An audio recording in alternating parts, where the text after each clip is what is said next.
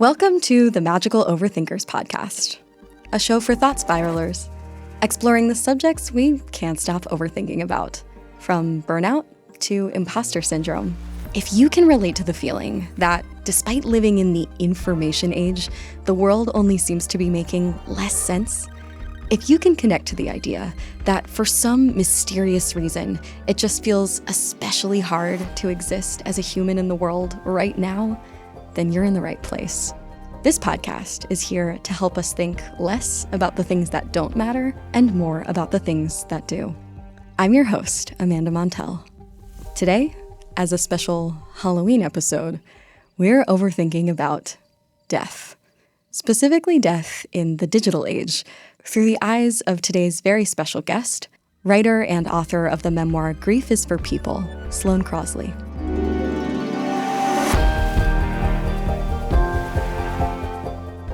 Whew, death. It's a big topic today. I personally have been fascinated with death since I was a little kid. This is macabre, but I actually remember drafting my first last will and testament at the age of 15. I remember one day I retrieved some yellow construction paper and pink magic markers, sat down, and wrote a list that delineated less how I'd like my assets to be distributed — I didn't have much to my name at that point — and more what I wanted people to do with my ashes, how I wanted to be celebrated. I suppose it felt like the last opportunity to throw a real shindig, to assert my personality in the world. And there was some gallows humor in the exercise for sure, but I also think it was a very sincere attempt to familiarize myself with death, to make it feel more familiar, more intimate, less foreboding, to accept it. I sometimes think about how death is sort of the last truly animal experience we have in this ever technologically driven digital age. Sometimes I joke that it already feels like I am a robot whose consciousness has been uploaded to the cloud. I feel really disconnected from my body a lot of the time. These concepts intrigue me especially because I grew up in a family of atheists, so there was never really that comforting religious doctrine telling me that there was some utopian afterlife waiting for me on the other side. And on top of that, I really blame America's sort of puritanical, sterile, anxious, silent attitude towards death for so much of my fear and confusion about it. We have so little grief literacy in this culture. Death is such a taboo. Broadly, as a society, we, for the most part, don't talk about it. So starting from a young age, I found myself really embracing all the media that I could find about death, particularly the books and movies and TV shows that were darkly humorous. My absolute favorite TV show of all time is the acclaimed early 2000s HBO series 6 Feet Under, which is a dark dramedy about a family-run funeral home here in Los Angeles. One of my absolute favorite books is Mary Roach's Stiff: The Curious Lives of Human Cadavers, which is a laugh-out-loud and extremely fascinating, but also reverent, investigation of dead bodies. I think I've always just craved a permission structure to cozy up to death in a way that felt authentic and comforting, but also not sugar-coated to me. Because whenever someone in my family has died, absent of an organized religious affiliation, we've all felt a bit at a loss for how to celebrate and grieve that person. And I truly think that as our society becomes less traditionally religious and more technologically focused, our relationship to death is changing in some negative but other just plain curious ways. For example, several years ago, I wrote a piece for Marie Claire magazine called What It's Like to Die Online, in which I documented a community of chronically and terminally ill young folks who, in the face of a life-threatening medical diagnosis, decided to take to YouTube to chronicle their lives, their health journeys, and sometimes their deaths. For this community of chronically and terminally ill young people, YouTube provided a platform to not only share their health journey, connect with other people going through something similar, and keep their loved ones updated, but also to reclaim some agency over their lives during an extremely painful, unpredictable, and chaotic turn of events. What was especially fascinating to me was that some of these young YouTubers garnered hundreds of thousands of adoring admirers and fans. They were kind of like influencers, but their content was so different from the heavily filtered, overly perfect highlight reels that you might see from a fashion or lifestyle influencer. Watching a young person lose their hair and contend with blood clots in their lungs, displaying both fortitude and anguish in the face of that, seemed to really help some onlookers put their own lives into perspective. But I also found it to be such a trip that you could fall in love with someone's personality and feel like you were really getting to know them, watch them go through this immense life journey, and then sometimes mourn their deaths, only ever knowing them parasocially through a screen. What I found so interesting about these young people's YouTube channels is that they left a gallery of these sort of imperfect artifacts of their lives in a way that could only exist now in the digital age. In a sense, whether they intended this or not, it was almost a way of cheating death. I wrote a bit more about this community of young YouTubers in a chapter of my book, The Age of Magical Overthinking, which covers a psychological phenomenon known as survivorship bias. But I've continued to be totally fascinated by this notion of death and grief in the digital age, how that distance between us and death is fluctuating or changing shape now that we have these tools like social media that could preserve a person's life in a way that's never been possible before. I often revisit the social media profiles of people who've died, and if it was someone that I knew but didn't see very often, or someone that I didn't know at all, it's almost as if they're still here. Death and grief in the information age are the subjects I really wanted to explore today. And to continue doing that, I want to introduce my special guest. Sloane Crosley is the author of many books, most recently the memoir Grief is for People, which details Sloane's experience in the wake of the untimely death of her best friend. Sloane Crosley is perhaps best known as a humor writer, so getting to read her on the topic of death felt really impactful for me. Sloane is also a personal hero of mine. She's one of the authors that made me feel like maybe I could be an author one day. Our conversation was truly an overthinker's approach to this idea of death in the digital age, so I hope you enjoy coming along for this somewhat meandering ride with us. And with that, here's Sloane.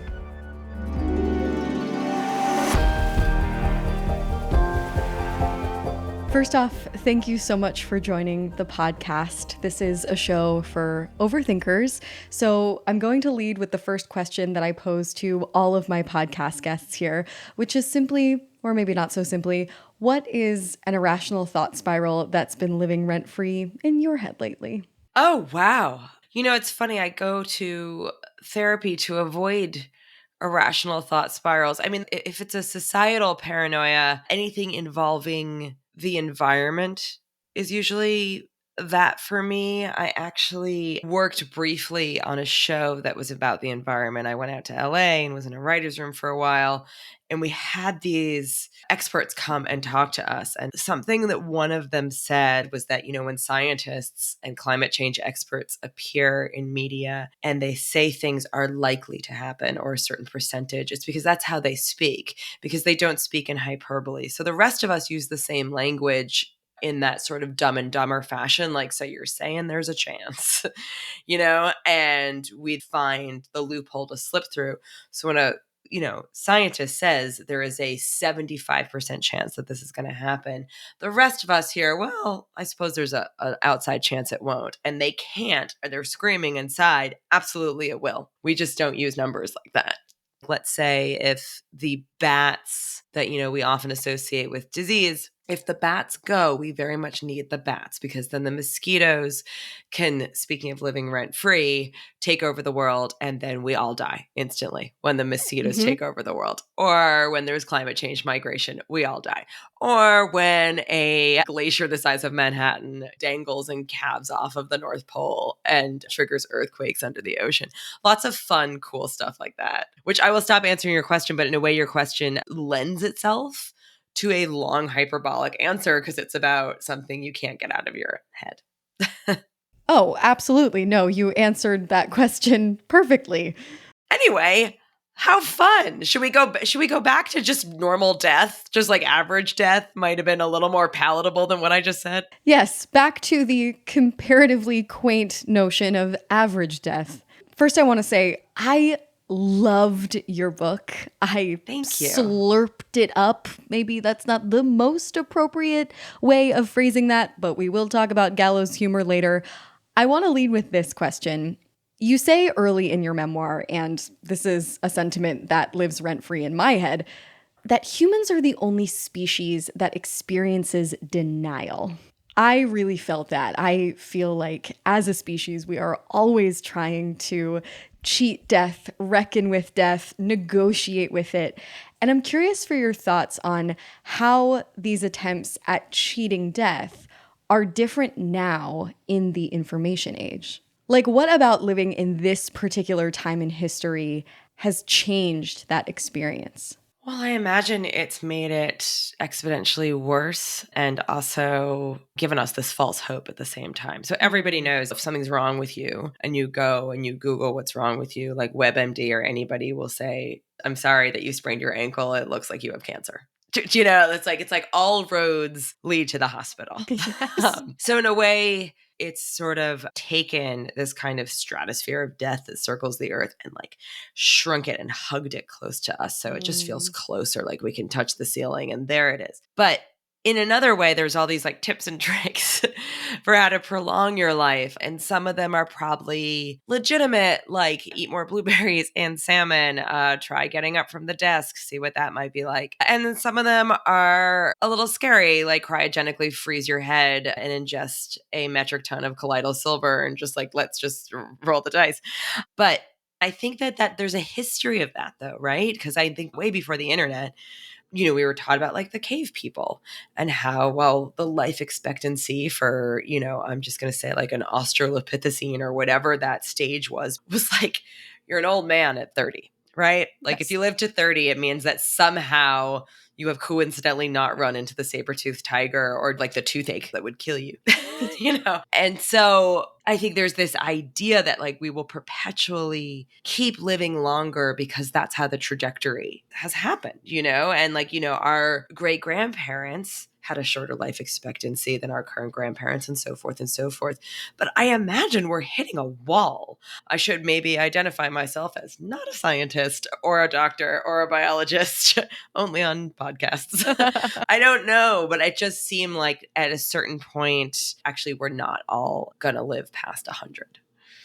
Oh, that's such a good point. Yeah, I really do have this delusion that by the time I'm 100, the life expectancy will surely be 130. Yeah, 130. But do you want this? That's what's weird about denial and about our sort of immortality and also dovetails nicely with the plot of every vampire movie. Do you want this? Do you want to keep going indefinitely? I mean, maybe out of curiosity. I don't know.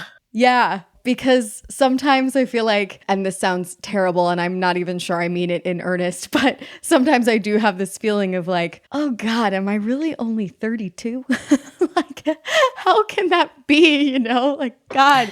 There's just more of this. Yeah, like, you're kidding me. I have to be the custodian of more memories. But I think that's another thing that human beings have a low tolerance for. And in other words, I think that denial is exclusive to human beings, but also the intolerance of boredom. I mean, I really don't feel like a squirrel when it's bored is like, ugh, if only I could be a dolphin. Boy, how great. Yeah, no, you're absolutely right. Animals are so present, and that must help not only with anxiety about death or anything else in the future, but also boredom. Yeah, so true.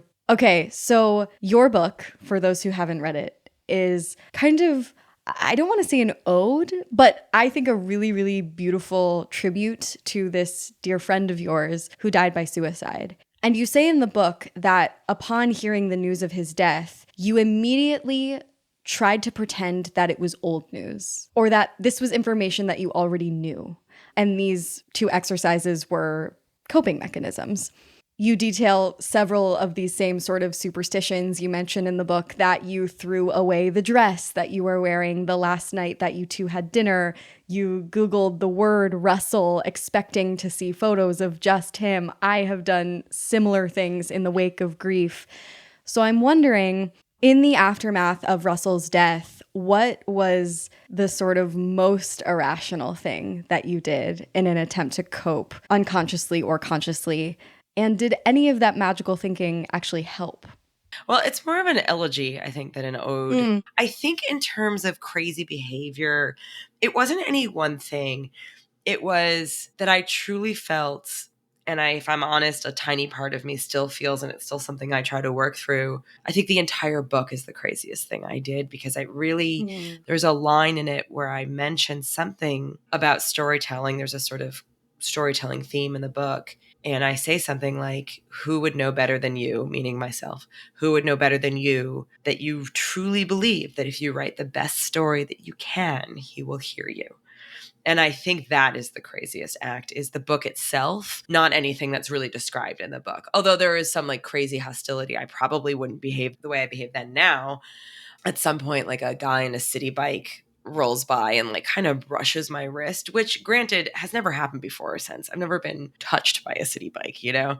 And my reaction to that was to genuinely run after this guy for 2 blocks. And I was like screaming that he go fuck his mother, you know? And I mean, I'm like not a public person, but like it's, I live in New York with my neighbors. That's embarrassing. Oh, that's funny. Everyone in New York is a public person. Everyone in New York can be spotted somewhere else. Everyone's had that experience where I'm like, oh my gosh, I saw that guy on like the Uptown N train this morning. What's his day like? I love your comment that the whole book was like this mystical seance-esque bid to speak to him, and that if you wrote well enough, it would pierce the veil somehow and you would get to Russell. That feels like some sort of Greek myth, or actually, in a way, a sort of literary prayer, a literary form of prayer, which is, of course, a very common classic form of magical thinking that religious and I guess even non-religious people engage in when someone they love dies. My next question is related to just my continued fascination with death in the digital age. I found it so interesting that you made the observation in the book that Russell's last written words were an Instagram caption. And I'm curious, how has his internet presence affected the way you've experienced his absence? Oh, wow. Wow, that is a really good question, which makes it sound like I'm filibustering. Like a politician. Like I'm so happy you asked that, Susan, about bike lanes or something. No, the thing is his presence was so tied to his job. So he ran the publicity department for Vintage Books and Anchor Books, and so much of his personal Instagram, his Twitter feed, everything about him online that you would see a quote from him or a video is about books. So I'm glad in a way that the book might have this long tail effect where if, it reaches enough people, or even if it only reaches one person, which is what apparently the goal of art, all art is. If you only reach one person, Right. and that person gets curious and starts Googling, they'll find him recommending the books he loved. And so I feel like I kind of love this inverse thing. I mean, it does make me a little nervous that like no one seems to know how to lock his freaking Instagram feed. And there's nothing weird on there, just some personal stuff where I'm like, I don't know if people need to see him and his partner playing with the dogs or being at their house, or, him coming from the gym and taking a selfie. But there's nothing salacious. It is actually, even that is mostly book recommendations. But he didn't have an excessive online presence, maybe because he was 52 when he died, and this was in 2019. And so he wasn't really of the generation that's like, I'm going to share my every thought.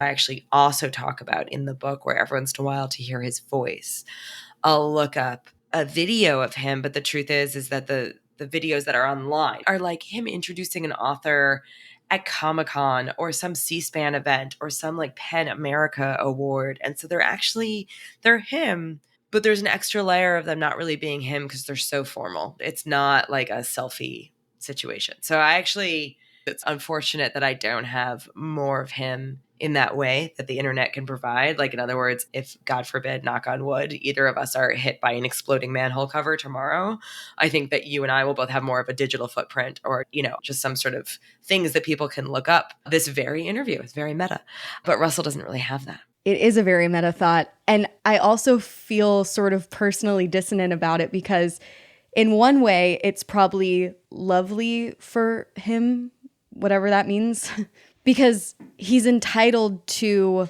some privacy, Like there are just these couple photos of him from his private life. But I don't know, for me, well, I guess once I'm dead, I won't care. But I feel so torn about my internet presence in the context of death because in one way, I'm like, well, I'm glad there will be some record of me. And I think humans have always wanted there to be a record of us. It's why like ancient man left handprints in caves. But at the same time, I'm like, well, I want a private death, in a way. Like I want to just disappear like humans always did in the good old days. So I wonder, I didn't plan to ask this question, but have you assigned someone like, I don't know, a PR rep to manage your death?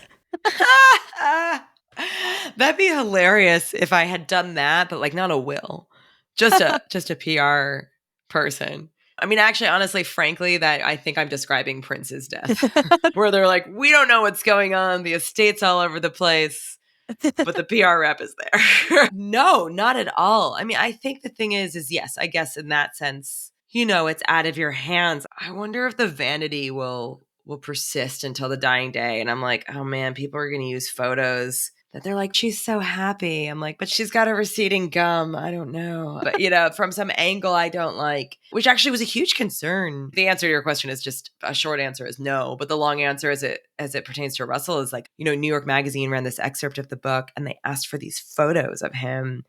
And they even had seen some on his Instagram, but of course they can't legally, print those. I was going back through old photos and I'm like, I'm just looking through these photos thinking he's going to murder me. He's going to murder me. Like I can't send these photos to New York Magazine, And then one was actually very upsetting because I'm pretty bulletproof when it comes to this topic at this point in terms of like crying on stage or during an interview. But I found, actual pre-Instagram, I've known him since I was 25. So I found actual, photos in a shoebox. And one I'm like 24, 25, and I'm in this white bikini and in some sort of summer situation, obviously not in the office. And I remember him saying, and it was the only time I cried recently about this, is that I remember him saying in that moment after the flash went off, you'll be so grateful you have this photo one day. And he meant because I'm 25 and I'm wearing a white bikini, not so you can send it to New York Magazine because I have died by suicide.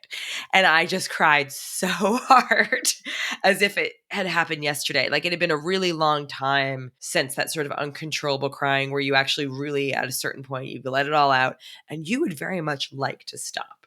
And you almost have this like kind of like looking at yourself in the mirror being like, stop it, and I just couldn't make it stop. But so I remember after I published my first book, I was told there'd be cake and it hit the bestseller list, which was great. And a surprise, my friend Dave, we were standing on some rooftop party that had like a kind of clear glass partition between us or kind of railing balcony between us and, the entire city and plummeting to our deaths.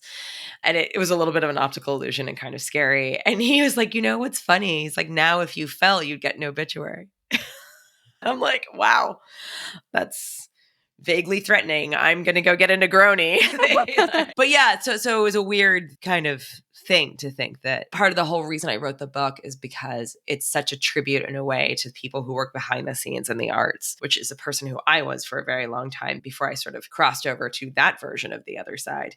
It's a strange thing to think about that, yeah, I'll probably get an obituary. I hope it's big. Yeah, I hope that for you. Oh, well, that's very interesting, though, because, yeah, of course, not every individual alive will get a big, splashy New York Times obituary. But in a way, our Instagrams, like our internet presences, give each of us almost like a premature obituary. Yeah. Like, I'm constantly preserving my legacy. I think anyone who uses social media kind of is, right? Which is in a way morbid, but also in a way beautiful, because if you dare to share bits of your real imperfect life, then there's a record of you that might even be more impactful than like a stilted obit. But do you think, though, that you need to use social media in order to have that preservation? I mean, I am much more freaked out in terms of my own technological foibles at the idea of like the cloud collapsing completely and all my photos going than Instagram being down forever tomorrow. Do you know what I mean? Yeah. Because it's more about what I have Mhm. than what I've shared, and then just hope that somebody can get my phone password, which is real easy. Yeah. Yeah.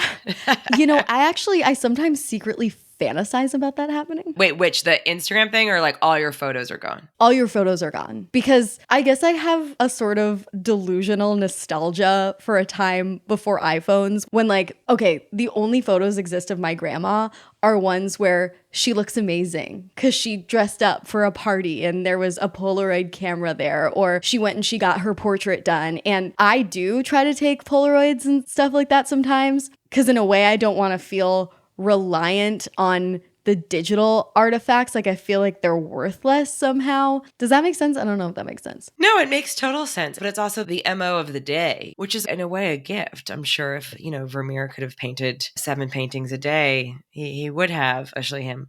But yeah, I mean, I think that in a way we give ourselves a very hard time about how reliant we are of camera being in our phone and all of that stuff. It's a gift as long as you're not addicted to it and addicted to like playing too much with the image or obsessed with the angles too much.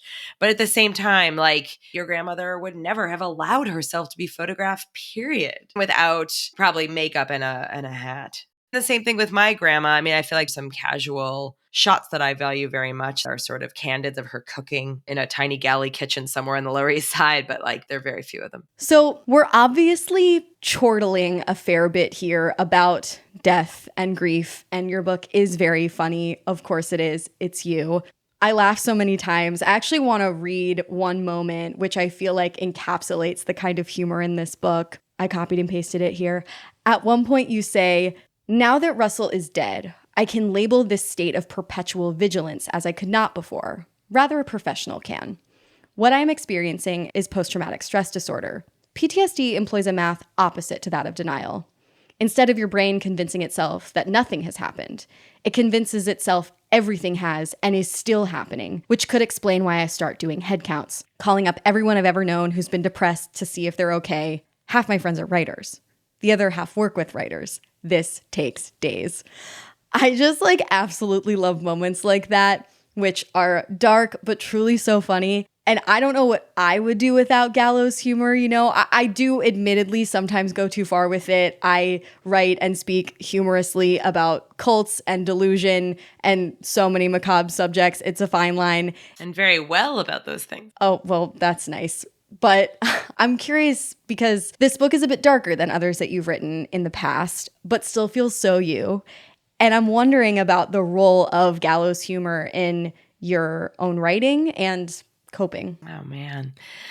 I think that you have to feel it out, right? You have to know, like, tonally what's untouchable and what's not. I mean, for the most part, I find it very welcome. As someone who was traditionally before this, and I guess still gets labeled as a humorist, I feel like there's nothing you can really say to me that I haven't thought worse. There's some interview I read at some point with Tina Fey. I'm not putting myself in the ring with Tina Fey. I just related to the quote where she talked about when she first became the head writer for SNL, where she said something like, a average person, a normal, well-adjusted human being, thinks it's funny to dress Will Ferrell up like an old lady and push him down the stairs. A comedy writer thinks it's funny to push an old lady down the stairs. Like, it's an incredibly dark, weird brain that you're dealing with. So I feel like the place of gallows humor is like sometimes it's really welcome. And then sometimes I feel like if I sense someone's being flip, I'll shut off very quickly. And I'll be like, no, I don't get it. I'll just sort of let them, if I may, give them enough rope to hang themselves. See, there it is. There it is. But I feel like in terms of my own writing, it's just how I process things. And the way I always think about Russell specifically, or about this book, or really I think most people who have lost somebody, you wouldn't miss them if you miss them in one dimension. if they weren't 3D to you. And part of that is all the different facets of their personality. And surely they were a little funny or a little kind or a little neurotic or a little annoying or just generous. Like there's something, there's some sort of like variance to their personality. So I think that I use it to capture the person I miss so other people can recognize the people they miss as well. I love that. Also, I have to say, I don't really want to delve too far into the horror of it, but it's a way of not letting the death itself, if it's a very bad death, cannibalize the life and the memories of the life. I think when someone dies of any kind of disease, even if it's prolonged and that's horrible, you can more easily separate it than you can if, God forbid, someone dies in a school shooting. And a suicide is a similar way, where it sort of works backwards. And you have to protect that person's whole life that they had that is not defined by this from your own inquisition and curiosity about what their last days were like. You have to protect it. And I think humor is an extremely good way to protect that person's life and their legacy. Oh, wow. That makes me think of a very dark story that I think I'm going to tell because it's relevant. So a few years ago, one of my mom's closest friends was murdered. She was a very, very special person. She was a scientist and a concert pianist and a karate master. Like this Renaissance woman had so many dimensions, and the way that she died was so horrible that, yeah, it definitely contaminated the vibrance and specialness of her life in a way that made me so angry. And I didn't even know her. But my mom read me the eulogy that she gave at her friend's memorial, and it was funny. And for a second, it made everybody forget the way that she died. And so, yeah, that was just a really good point that you made about the power of humor in the wake of death. My next question makes reference to the title of your book, Grief is for People. The point is made in the book that grief is a specific emotion for mourning a person, not a thing, because there's also a robbery plot point in your book where you lose a bunch of things.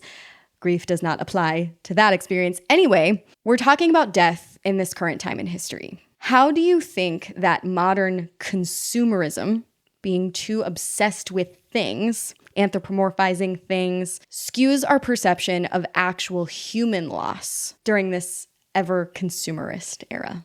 It's a great question. And it's so funny because the way you phrased it, for some reason, all I'm thinking of right now is the opening of the major motion picture Fight Club. Just because it's like he's obsessed with ordering all this stuff from catalogs and, the things you own you. And then, his whole life is he just cracks and his whole life blows up and he sets fire to everything. I think we just live in a time where we just want to sort of lobotomize or like just zone out. And like so much of what is being sold to us is being sold for comfort. If it's not built for comfort, it's built for aspiration. And that is its own sort of comfort. If only, then I'll be okay. Oh my gosh. So that actually made me instantly think of a consumer brand called Calamity Ware that sells high-end home goods, like dishware products. It's called Calamity Ware. They're these beautiful like mugs and saucers that are toile printed. But that are like nuclear resistant? I mean, what for? No, not even. It's exactly what you said. It's this line of beautiful comfort items. Like they even have a collection called Things Could Be Worse. It's just a collection of products that have nothing to do with the end of the world or surviving the end of the world, like a Stanley Cup keeping water cold even when the earth is burning or whatever. No, it's literally just a luxury to enjoy while the earth is still intact. I think that's the underlying message. Wow. And I feel two ways about it because on one hand, it's ironic. It's a bit. That is gallows humor. But it's also a bit catastrophizing. And then it's like, what? We're all just the boy who cried apocalypse. And we're constantly saying it's the end, it's the end, it's the end. So by the time the end actually comes, or not the end, but calamity, real calamity, we don't really know how to manage it. in part because of this mass commodifying of doom and grief and death. Does that make sense? Well, we're numbed and we're inert. But I think the problem, or like more to your core of your question, is like we're all out of the language and all out of the emotions and reactions when we need it. So even like with this book, my inbox has been a little more active than it normally is, with people telling me their stories of either that the book moved them, or usually they come in tandem with their own experiences of suicide and or of just death in general. Sometimes it's a divorce, sometimes it's just loss of any kind. But I write back and I'm like, I am truly so sorry, but I'm all out of words. Unfortunately, I've said that when people have stubbed their toes or been laid off from their jobs. And so now when like the shit really hits the fan, it sounds like I don't mean it. You know, it sounds like lip service, or that's just what you say, or like what I printed out on a Hallmark card. And so it's like the same thing we use positively when people are like, maybe with the calamity, where people are like, oh my God, I'm obsessed with this. I'm like, are you? Do you need psychological help? Is there a restraining order involved? Are you really obsessed with this vase or this candle? And I feel like it's all well and good until it's very numbing when you need it. I just have one more question, and then we're going to do a little bit of a lightning round based on some thought spirals that listeners submitted. But I think this is actually a good question to end on, because your book and my new one both reference the iconic observation that Joan Didion made in her memoir, The Year of Magical Thinking, about how the mind tends to really buckle during times of grief, personal or collective. For example, Didion talks about how she refused to give away her late husband's shoes because she thought if she did, that meant he for sure was not going to come back. And I'm wondering, how do you think this sort of collective grief in our society is causing us to think more magically? But I think that what happens is it becomes more pathological, that kind of grieving, that kind of thinking that the world is going to end, that kind of upset. And so it works a little, if I might throw some minor shade towards the New York Times style section. Someone has an idea that there's a trend, and then they go out looking for bullet points to fill that trend. So they saw two people wearing shirts with pineapples on them, and then they just are now looking. They're just looking until they have 5, boom, file the piece. You know, and it's not that it's not real. And I don't want to sort of collectively gaslight everybody into being like, oh no, everything's the same as it ever was. But I just think you have this nugget of realism that then spirals out and we fixate on it and it becomes pathological. You know, it really reminds me of this bias called frequency bias, which describes our penchant to, say, take note of one phenomenon once and then suddenly see it everywhere as if it's like a sign from the universe. You know, for example, your loved one dies on April 30th. Now the numbers 4 and 30 appear to you everywhere you turn as if they're a symbol or message from the great beyond. And I think we fall prey to that bias because in times of grief, it makes us feel taken care of, like there's an order to things in the universe. And I think during times of collective mourning, we also want everything to feel organized, even if it feels bad, because at least it feels like there's a purpose behind it. That's a very good point. Yeah, that there's some sort of method to the madness. Yes. Well, it just feels like someone's driving the car, right? Would you rather go off a cliff in a self-driving car or with a getaway driver? And you're like, well, maybe honestly in a weird way with a getaway driver, because at least I know there's some sort of intent. This isn't some glitch in the system and I've died for no reason. Yes, exactly. No, like we definitely prefer there to be intentionality behind things because we can relate to that because we do things on purpose. Okay, so now I have a series of thought spirals related to the concept of death in the information age that were submitted by some of our overthinking listeners. Follow us on Instagram at Magical Overthinkers to participate in future lightning rounds. So I'm just going to present each one to you, Sloan. They're kind of in the form of yes or no questions, so I'll ask you each one and then ask you to respond to them kind of quickly. This is fun. You haven't asked me anything yet. Could be horrible. Go ahead. Yeah, no, it is kind of fun because it's almost like a game. All right. First thought spirally question goes like this. Do you think living in the digital age has rendered us so disembodied that we actually understand death less than ever? Yes. Can you really die in the digital age. Yes. Well, we've been talking about like the memories Yes. continuing on and on. You can die. Right. And I also received a question that's similar to this, which is like, in the near future, will life turn into that Black Mirror episode where AI can recreate us? And I don't know. I think we're already on our way there. You know, if you like upload a bunch of footage of your dead loved one, you can. Oh, yeah, sure. I mean, there's a giant cryogenic freezing facility in Michigan as we speak. Okay, next question. Yeah, great. Okay. So this relates to a point that you made in your book about having imposter syndrome when you lose a friend as opposed to losing a member of your family or a lover because you didn't share a bed with them, is how you put it. So it somehow feels like the grief is less valid. Someone asks, is losing a friend somehow actually worse because society views it as less of a big deal? No, I don't think it's worse. I'm going to go ahead and say no. Yeah. Yeah, I think they're probably getting at the idea that there probably isn't quite as much empathy maybe for losing a friend as opposed to like losing your spouse. I mean, I think the thing is, I think it is antithetical to the to all sort of humanity and empathy to be forced to do a would you rather game. Right. You know, would you rather what, lose a child or lose a friend? I don't want to answer that question, and I think everyone knows the answer anyway. The last question here is it bad that when someone posts online about their loved one's death, I instantly want to know how? Oh, no. No. I think it's human curiosity. I think that's okay. I think that the part of you have free reign over your brain to think whatever you want and to be curious.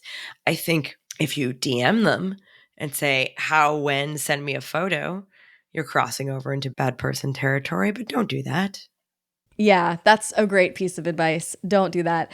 Also, I do think when it comes to death, even the news of a stranger's death that you might see online or something like that, a lot of the time, the curiosity is motivated by self-preservation. Like, we want to know how someone else died to assess whether or not that cause of death is a risk to us so we can figure out if we need to take action to prevent it from happening to us. And then the other point is that death literacy and grief literacy are so miserably, barely existent in this culture. So we often don't know where the line is between appropriate and inappropriate. But this is the line. I think this is the line, kids. So actually, I lied before. I do have one very last question for you. And it goes like this. With regard to death in the information age, what do you think is the one thing that we're overthinking the most? And what is the one thing that you think we're underthinking the most? Oh, wow. I think we overthink legacy. I think we overthink that kind of perception stuff because we're still attached to our earthly concerns for good reason. What we're underthinking, I would recommend, there's a Roz Chast graphic novel that won a bunch of awards a few years ago called Can We Please Talk About Something More Pleasant? And it's about the death of her parents and the sort of palliative care and what the end of life really looks like. And it's not glamorous and it's horrible. And I think that we tend to not really look at the sort of physical and financial burdens that death, both in the immediate time preceding it and in the time right after it, brings to the living. Mm-hmm. And we're more concerned about Hollywood death, you know? And I feel like because, like you said, we don't really talk about it enough, it's not just that we don't talk about it in terms of empathy for each other and in terms of ceremony and how we deal with it. I mean, I suppose if you're very religious, you do quite a bit, but most people don't, at least not that I know. But in addition to that, it's just that means that what that takes down with it is just the practicality of what you do. What you do when someone's dying, what you do right after someone dies. I mean, I don't know. I wasn't there the night that Russell died, but someone else was, and they had to deal with stuff that I'm sure you just don't think about at all. So we're just so unprepared for the actual end of life, just both emotionally and practically unprepared. So I really would recommend that graphic novel. It was really good. Ooh, that makes me want to recommend a book now that we're talking about it, about death and grief practices. It's called From Here to Eternity by Caitlin Dowdy, who is known by some as the millennial mortician. I'm a big fan of her, and she wrote a fantastic, riveting book about death care practices around the world called From Here to Eternity. I recommend it. But your point actually connects in a very full circle way to the first question of the day, which was about denial. There seems to be almost this like American delusion that we are each the exception and we're not going to die and we're going to win. Yeah. It's not just American, it's childlike. Yeah, it's childlike. stunted. Kids think that, as they well should. Children should think that. That is your gift and your right as a child that should not be taken away from you. Not to make things too political, but to think that you're not safe in your home for any reason, that is the robbing of childhood for somebody. I don't really know what the age is where you no longer have the right to think that you're going to live forever, but I'm going to say it's definitely before 40.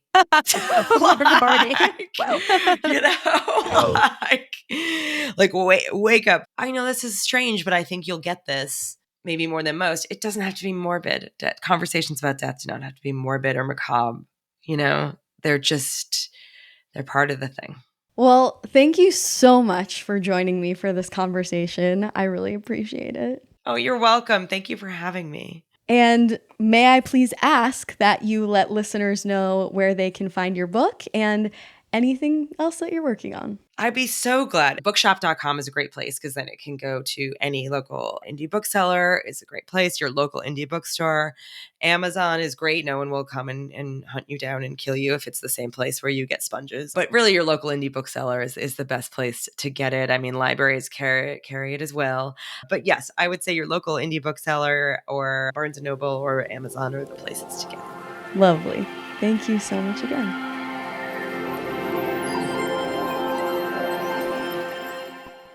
Thank you, Magical Overthinkers, so much for listening.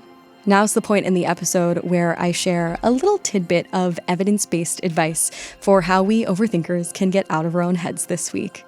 This one comes from a 2023 New York Times piece titled How to Stop Ruminating by Hannah Seo. This tidbit might sound self-evident, but I think it's a useful reminder, and it's something that has totally improved my mental health. It simply has to do with avoiding your triggers. Triggers which might not even seem that traumatizing or extreme. I sometimes have shame about my triggers because I don't feel like there's something that should trigger me, but that shame is helping no one. The piece says the following, quote, "If watching a Hallmark movie brings up overwhelming memories of the loss of a family member, or if scrolling through social media leads to an unhealthy fixation on your appearance, avoiding these triggers can help interrupt such thoughts," said Jody Louise Russell, a doctoral student who studies the philosophy of rumination in depression and anxiety at the University of Edinburgh. This quote goes on to say, "Avoid the internet or certain types of media altogether if you find that they're doing more harm than good." Avoiding the internet is sometimes easier said than done. But for me, I at this point have put an all-out ban on checking my Apple Podcast reviews. It sounds silly because why should anyone care what a stranger's opinion of one podcast episode you made might be? But I have just found that I am entirely too sensitive, and it is not worth the risk of hoping you find something positive and then accidentally stumbling across something really mean for me to have any access to the Apple Podcasts platform. This is just one example, and I do beseech you to leave a positive review of this show if you like it, because it does allegedly help. I just don't think it's natural to be exposed to that many opinions from strangers. So that is just one instance of a corner of the internet that I avoid. And simply putting a moratorium on it has helped me enormously. No matter if it's silly, in scare quotes, or not, avoid the corners of the internet and media that make you feel terrible. And with that, thanks again for listening. Until the next thought spiral, think it over. Just don't overthink it.